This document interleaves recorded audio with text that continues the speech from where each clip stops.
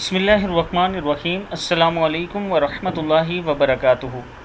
आबिद राजी चैनल की तरफ से आज मैं अपने दोस्तों को नबी अकरम सल्लल्लाहु अलैहि वसल्लम का बहुत ही प्यारा फरमान सुनाऊंगा।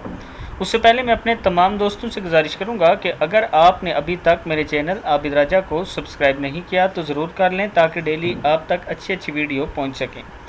तो स्टार्ट करते हैं। बिस्मिल्लाहिर्रहमानिर्रहीम। फ़रिश्तों की आमीन के साथ आमीन मिलाएं और पिछले तमाम गुनाह माफ़ करवाएं। हज़रत अबू हुरैरा रज़ियल्लाहु ताला अन्हु फरमाते हैं कि रसूलुल्लाह सल्लल्लाहु अलैहि वसल्लम ने इरशाद फरमाया, जब तुम में से कोई सूरह फातिहा के आखिर में आमीन कहता है तो इस वक्त फ़रिश्ते आसमान पर आमीन कहते हैं।